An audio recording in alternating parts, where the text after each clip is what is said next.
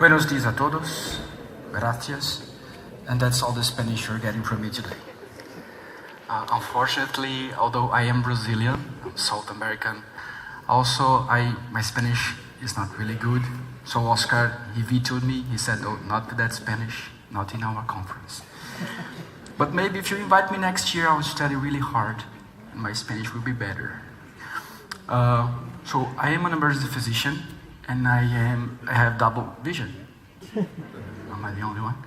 So I am an emergency physician. I am EM trained from Brazil, from one of the first residencies, and from Brazil. And we're here today to talk about blood gas analysis. So to me, blood gas analysis resembles a little bit this. So if you're anything like me, you're looking at this picture and going,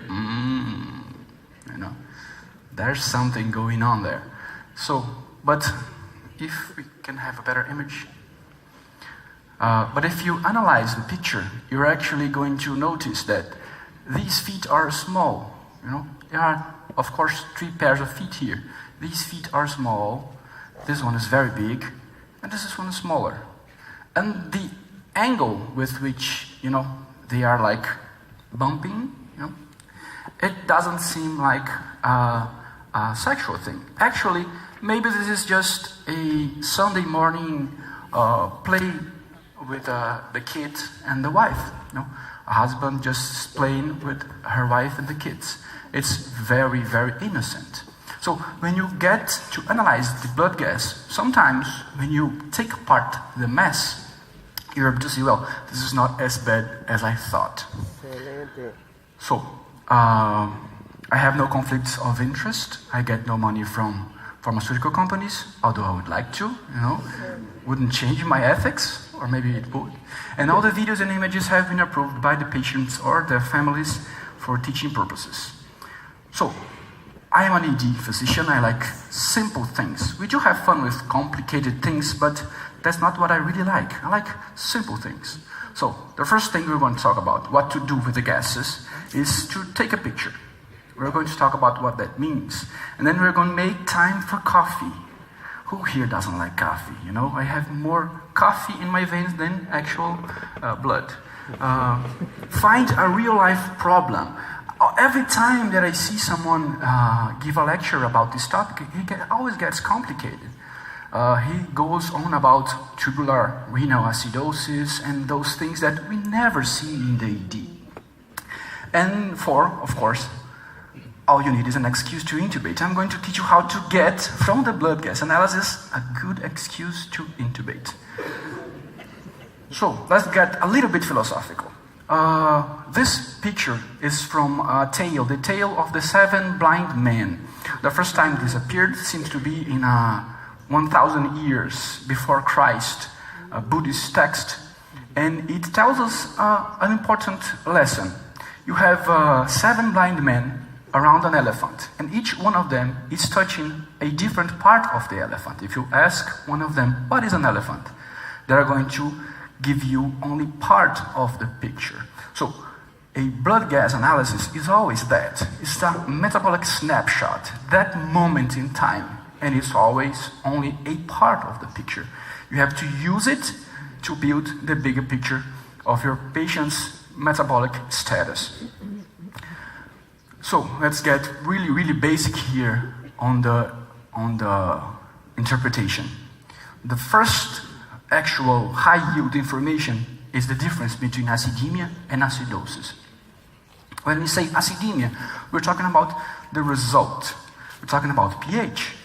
But when we're talking about acidosis, it's a pathological process. So a patient with a normal pH can have 5 acidosis. So that's what we gotta figure out when we look at the blood gas. What are the pathological processes, not just the pH. I would dare to say that it's not even the third most important thing in the blood gas analysis, the pH. And of course, alkalemia is different from alkalosis. An ion gap is high, you have to do something about it. This expression, I think that it shouldn't exist anymore. An ion gap. What the hell does this mean? It's just because biochemistries, radiologists, and pathologists are very lonely people. And they keep making up stuff so they have fun. And this comes from a time in which you could measure the anions, the cations, the positives and the negatives in your blood easily. But lactate would take 2 days. So they came up with this. It's almost always lactate. And today, we can measure every one of the positive and negative things in the blood. So maybe we don't need this expression anymore.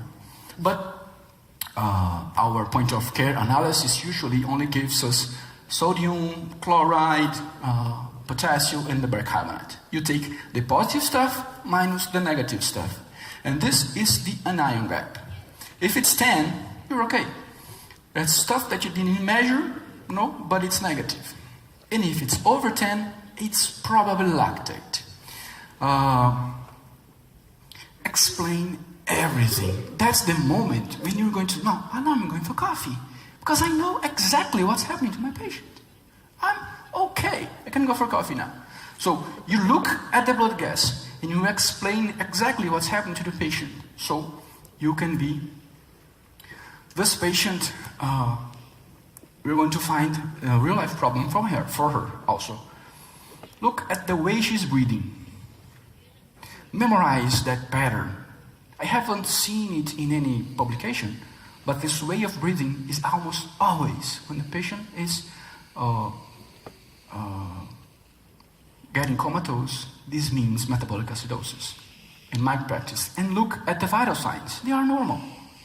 Yeah, a little bit of a tachycardia, sinus tachycardia, doesn't mean anything. And it's worse to read. So let's get the numbers.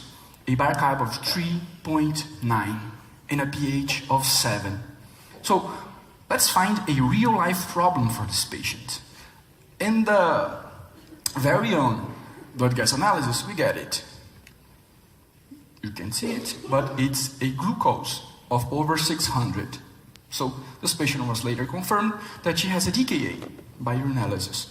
So these are the real life acidotic metabolic acidosis that you're going to find in AD, And every time you see a low bicarb, every time you see a high anion gap, you think about these fives and you learn about these fives because you're going to get a patient like it with these.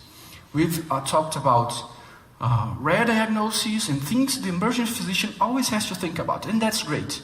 But my approach to the blood gas analysis is this. When you find metabolic acidosis, think about real-life problems. And you can plot the patient's way out of them, out of each one of them.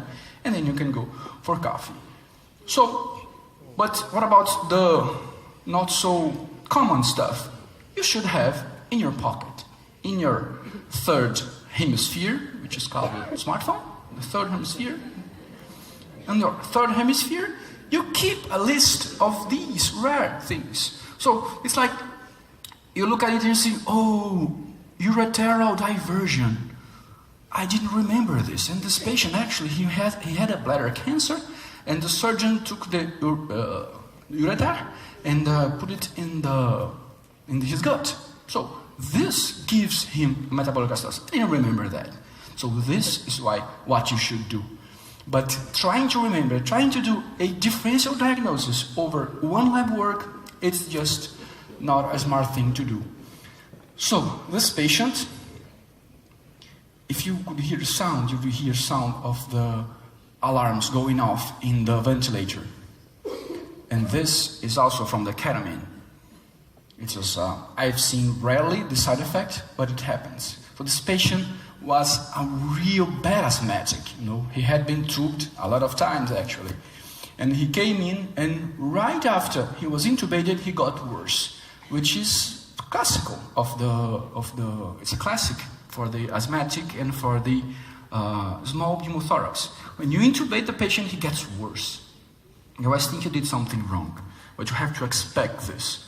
So, in the blood gas analysis of the patient, we had a bicarb of 31, which doesn't explain his state. We had a PCO2 of 66, So when you see this, you're thinking, well, maybe he is a COPD. Maybe this is chronic. And how do I know if it's chronic? You can sit down and do calculations, but we don't like doing math, you know? We like eyeballing things. So here's my tip. You look at the pH. If you don't have anything metabolic, look at your lactate, and you have no other explanation for a metabolic problem, and the patient is retaining CO2 so much that the pH got acidemia, then you're probably in a acute setting.